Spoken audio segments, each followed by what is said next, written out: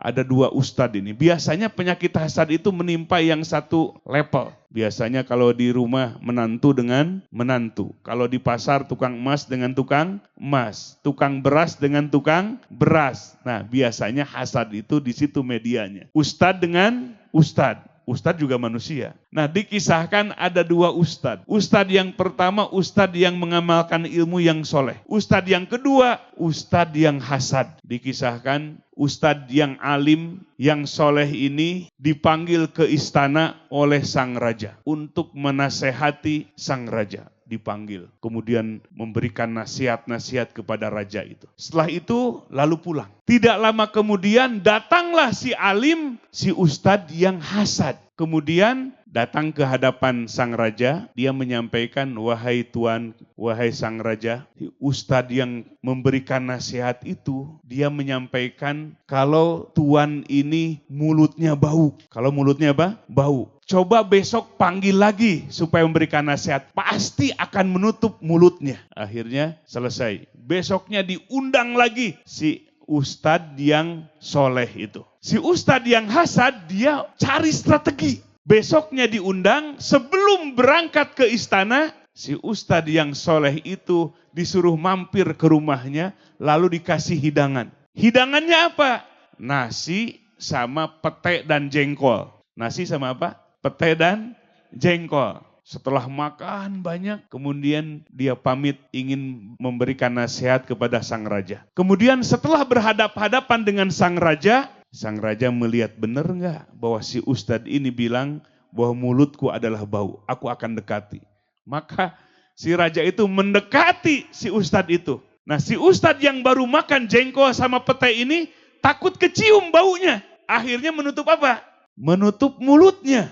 Nah, kata si raja, benar ternyata ini. Bukan berita bohong, bukan rumor, tapi benar ini. Ternyata si ustadz ini menghinaku. Sampai menutup mulutnya didekati olehku. Akhirnya dibuatlah memo oleh si raja. Ustadz, bawa ini ke satu menteri. Ini ada alamatnya. Engkau akan diberi hadiah. Padahal isinya itu, maka siapa yang membawa surat ini, potonglah lehernya. Akhirnya si surat itu dibawa oleh si ustadz yang soleh itu. Di tengah jalan didatangi oleh si ustadz yang hasad itu. Kamu bawa apa? Aku bawa surat ini. Supaya dibawa ke menteri, aku akan diberi hadiah. Kata si ustadz yang hasad, udah sama saya aja. Ya udah, silakan. Akhirnya dibawalah oleh si ustadz yang hasad, diberikanlah ke menteri.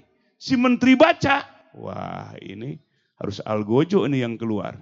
Itu langsung ditebas lehernya, kemudian lehernya itu diserahkan kepada raja. Maka si raja kaget, ternyata kok yang dipotong lehernya, yang ditebas lehernya bukan yang si ustadz yang itu, malah yang menginformasikan ternyata ustadz yang hasad itu. Inilah gambaran orang yang hasad itu, Nabi bersabda, biarkan saja orang hasad itu akan dimakan sendiri oleh hasadnya. Jadi orang hasad itu akan habis dimakan oleh hasadnya sendiri. Maka saking bahayanya penyakit hasad ini, Al-Quran mengingatkan berlindung dari orang yang hasad. Wa min syarri hasidin idza hasad. Berlindung dari orang yang hasad ketika dia melakukan atau berpenyakit hasad. Tidak kelihatan barangnya hasad itu. Tapi sesuatu yang ada di dalam hati yang sangat berbahaya. Merusak tatanan kehidupan. Menjadi permusuhan. Tetangga menjadi rusak. Kalau ada pesantren lain maju. Kemudian misalnya malah sakit hati. Nah ini kena penyakit hasad. Di sana majlis taklimnya rame. Di sini sepi. Yang sepi awas dengan penyakit hasad. Jadi penyakit hasad itu bisa masuk kemana-mana. Tidak ada kiai, tidak ada ustadz, tidak ada raja, tidak ada rakyat jelata. Penyakit hasad bisa masuk ke hati siapa saja. Nah ini penyakit yang sangat berbahaya. Bahkan amal kebaikannya habis seperti habisnya kayu bakar dengan api. Dilalap dengan si jago merah.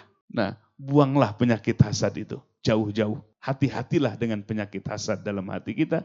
Sebab hasad itu akan menghilangkan kebaikan seperti api yang membakar kayu bakar.